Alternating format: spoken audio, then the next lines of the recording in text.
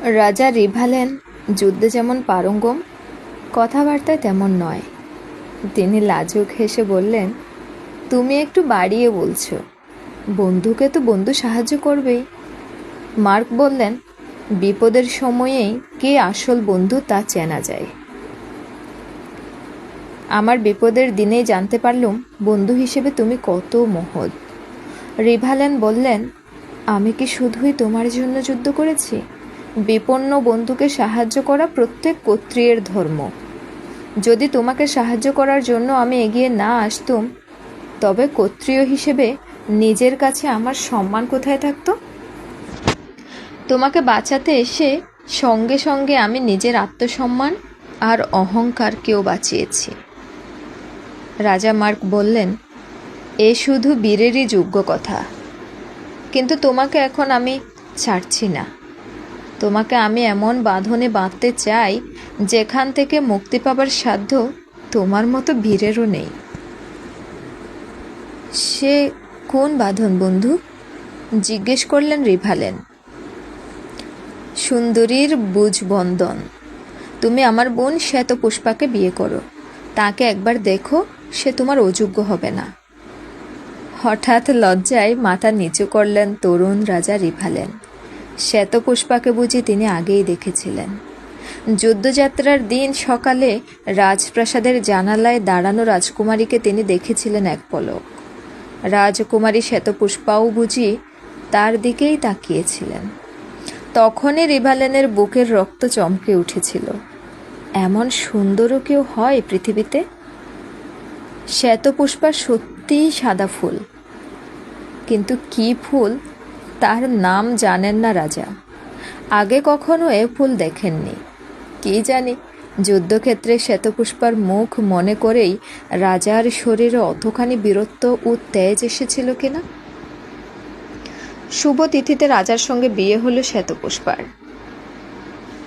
টিন্টাজেল দুর্গে সে বিবাহের সমারোহের বর্ণনা দেব এমন শক্তি আমার নেই। আমি সামান্য কবি। আমি তো আর বিবাহ সভায় উপস্থিত ছিলাম না। তবে কল্পনা করতে পারি তরুণ রাজা রিভালেনের পাশে শ্বেতপুষ্পাকে মানিয়েছিল ঠিক স্বর্গের দেবদেবীর মতো। সমস্ত কর্নওয়াল রাজ্যে আনন্দের স্রোত বয়ে যায়। যুদ্ধে জেতার আনন্দ, সেই সঙ্গে রাজকুমারীর বিয়ে। টিন্টাজেল দুর্গের সোনার পালঙ্কে শুয়ে রিভালেন নবপরিণীতার সঙ্গে ডুবে রইলেন এক মধুর স্বপ্নে। রণক্লান্ত যোদ্ধা এখন বিশ্রাম করছেন। কিন্তু আপনারা সবাই জানেন, বিশ্ব সংসারের সুখ বড় চঞ্চলা। কোনো নারীর অঞ্চলে সুখ দীর্ঘকাল বাঁধা থাকে না। হঠাৎ দুঃসংবাদ এলো, রিভালেনের রাজ্য আক্রমণ করেছে পরম পরাক্রান্ত জমিদার ডিউক মর্গান। রাজার অনুপস্থিতির সুযোগে অর্ধেক রাজত্ব সে জয় করে নিয়েছে। একথা শুনেই জেগে উঠলেন সুপ্ত সিংহ। রিভালেন তখনই জাহাজ সাজিয়ে যাত্রা করলেন নিজের দেশের দিকে। সঙ্গে নিয়ে চললেন নতুন রানী শ্বেতপুষ্পাকে। উপকূলের কাছে তার যে দুর্গ, সেখানে এসে উঠলেন প্রথমে।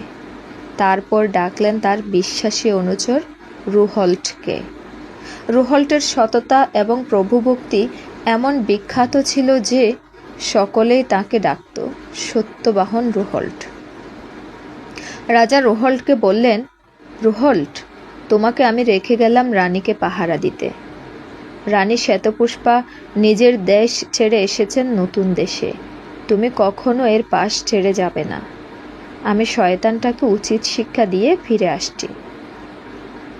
রাজা তারপর রানী শ্বেতপুষ্পার কপালে চুম্বন দিয়ে বললেন, আমার ভিনদেশি ফুল, তুমি নিশ্চিন্তে থাকো এখানে। কোনো ভয় নেই তোমার। আমি 1 সপ্তাহের মধ্যেই ওই ছোঁচো মর্গানটাকে বন্দি করে নিয়ে আসছি তোমার পায়ের কাছে। মাত্র 1 সপ্তাহ। তুমি একটু কষ্ট করে একা থাকো। যাবার সময় রাজা জেনে গেলেন না যে রানী তখন গর্ভবতী। তারপর 1 দিন যায়, 2 দিন যায়, রাজার আর কোনো খবর নেই। 7 দিনও কেটে যায়, রাজা এলেন না। রানী শ্বেতপুষ্পা সর্বক্ষণ দাঁড়িয়ে থাকেন জানালায়। রানী খান না, ঘুমোতে যান না। রানীর ঠায় দাঁড়িয়ে জানলায়। শেষকালে একদিন ভগ্ন দূতের মুখে খবর এলো, রাজা রিভালেন মারা গেছেন গুপ্তঘাতকের ছুরিতে। তার সৈন্যরা ছত্রভঙ্গ হয়ে গেছে। বাকি সৈন্যরা সবাই জড়ো হয়ে শুধু রক্ষা করছে এই উপকূলের দুর্গ। রিভালেনের মৃত্যুর খবর শুনে দুর্গে কান্নার রোল পড়ে।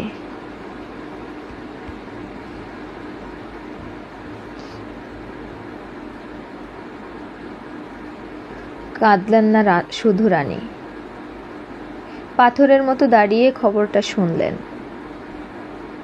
তারপর একটা ছোট্ট নিঃশ্বাস ফেলে এতদিন পর এই প্রথম স্নান করে একটু জল মুখে দিয়ে শুতে গেলেন। তার পরদিনও রানীর চোখ শুকনো, কোনো কান্না নেই। কেউ কেউ আড়ালে বলল, ওহ, রানী কি নিষ্ঠুর, এক ফোঁটা চোখের জল পর্যন্ত ফেললেন না। স্বামীর মরণের খবর শুনে একটু হা হুতাশ নেই। অন্তত লোক দেখানো তো খানিকটা করতে হয়।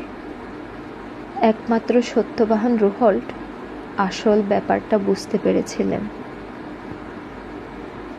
নিবৃতে এসে রানীর পায়ের কাছে বসে বললেন, রুহল্ট, মা, এ কি মরণপণ তোমার? এক ফোঁটা চোখের জল ফেলো, তাই দেখে আমরা বাঁচি। কেন তুমি নিজেকেও মারতে চাইছো? দুঃখের বোঝা বাড়াবার চেয়ে হালকা করার চেষ্টা করাই তো উচিত সবার। যে জন্মায় তাকে তো কোনো একদিন মরতেই হবে। বরং কারুর মরার খবর শুনলে যে বেঁচে আছে তার আরো বেশি করে বাঁচার চেষ্টা করা দরকার। রানী শ্বেতপুষ্পা ম্লান হেসে বললেন, তোমার ভয় নেই, তোমার ভয় নেই রুহল্ট, আমি এত সহজে মরব না। রানীর মুখ এমন পাষাণের মতো শান্ত যে দেখলে বুক কেঁপে ওঠে। কিছুদিনের মধ্যেই রানী শ্বেতপুষ্পা একটি পুত্র সন্তানের জন্ম দিলেন। সেই পুত্রকে 2 হাতে তুলে ধরে রানী বললেন, বাচ্চা, তোর প্রতীক্ষাতেই আমি বেঁচেছিলাম, আজ তোর দেখা পেলাম। তোর মতো এমন সুন্দর সন্তান বুঝি পৃথিবীতে আর কোনো নারী জন্ম দেয়নি। কিন্তু বড় দুঃখের দিনে তুই এসেছিস, বড় দুঃখের মধ্যে আমি এসেছি এদেশে। বড় দুঃখে আমার কেটেছে কটা দিন। ওরে, বড় দুঃখের মুহূর্তে তোর জন্ম। আরও কত দুঃখ তোর সামনে আছে কি জানি।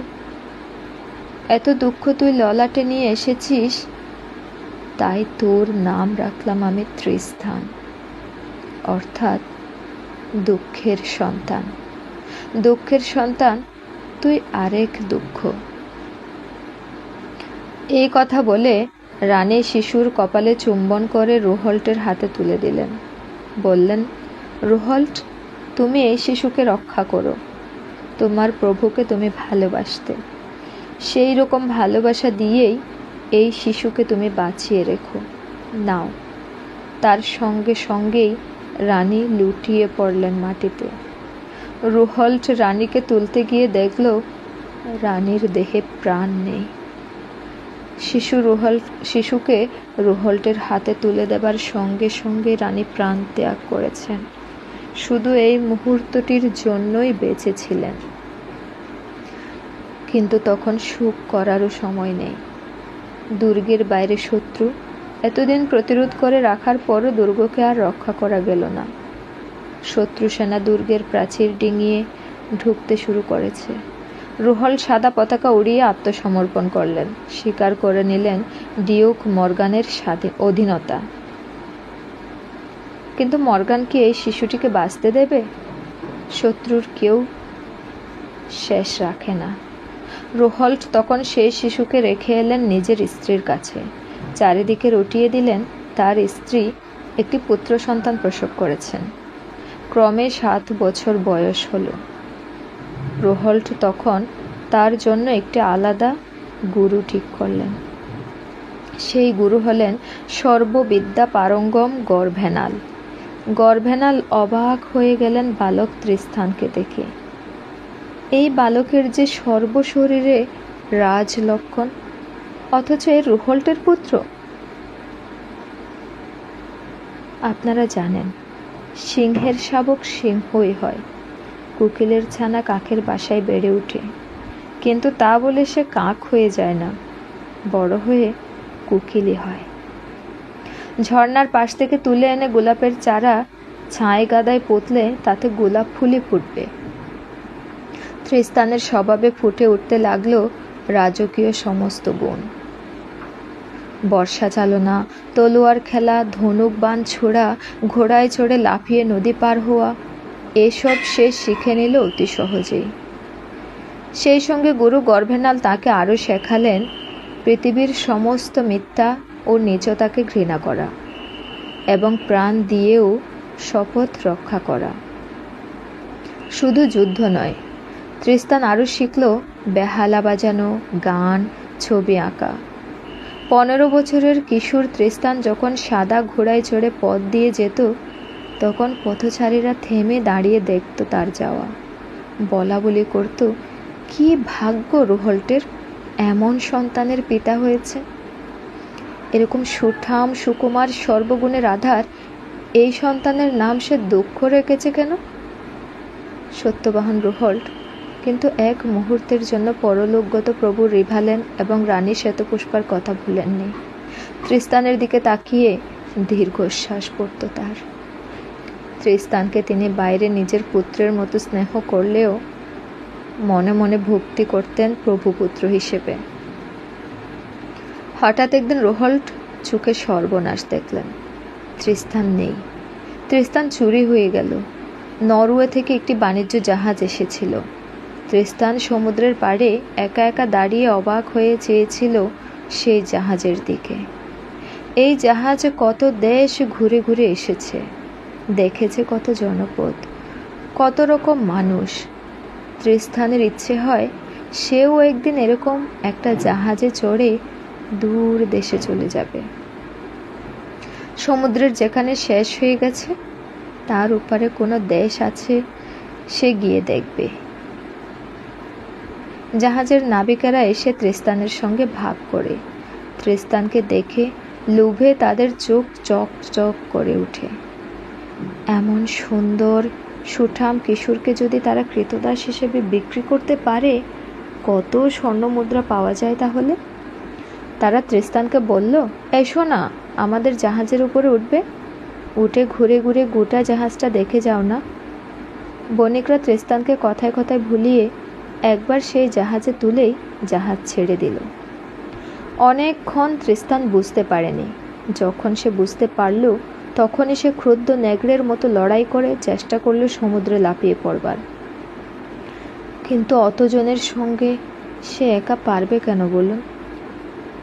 তাছাড়া তার সঙ্গে কোনো অস্ত্র ছিল না। ত্রিস্থান ওদের হাতে বন্দী হয়ে রইল। কিন্তু আপনারা জানেন, সমুদ্র কখনো পাপের বোঝা বয় না। ওরকম পাপের জাহাজ সমুদ্রে নিরাপদে যেতেই পারে না। আকাশ কালো করে ঝড় উঠল। বিশাল ঢেউয়ের ধাক্কায় দিক হারিয়ে সে জাহাজ কোন দিকে ভেসে চলল কে জানে। ক্রমাগত 8 দিন ঝড়। তারপর জাহাজের নাবিকেরা ঝড় ও কুয়াশার মধ্যেই দেখতে পেল সামনেই একটা খাড়া পাহাড়। জাহাজ সেদিকেই তীর বেগে এগিয়ে চলেছে। সেখানে গিয়ে ধাক্কা দিলেই জাহাজ শুদ্ধ সকলের মৃত্যু। দুঃখে অনুতাপে তারা তখনই হাঁটু গেড়ে বসে সমুদ্রকে উদ্দেশ্য করে বলল, হে সমুদ্র, আমরা এরকম পাপ আর কখনো করব না। এই নিরপরাধ কিশোরকে আমরা এখনই মুক্তি দিচ্ছি। একথা বলেই তারা একটা ছোট্ট নৌকো নামিয়ে কিছু খাবার দাবার দিয়ে ত্রিস্থানকে সেখানে বসিয়ে দিল। সেই সঙ্গে খুলে দিল হাত পায়ের বাঁধন। কে জানে সমুদ্র ওদের প্রার্থনা শুনেছিল কিনা। কিন্তু হঠাৎ ঝড় বৃষ্টি কমে গিয়ে কুয়াশা কেটে গেল। আস্তে আস্তে ভেসে চলল পিতৃস্থানের নৌকো ঠেকলো এসে সমুদ্রের পাড়ে।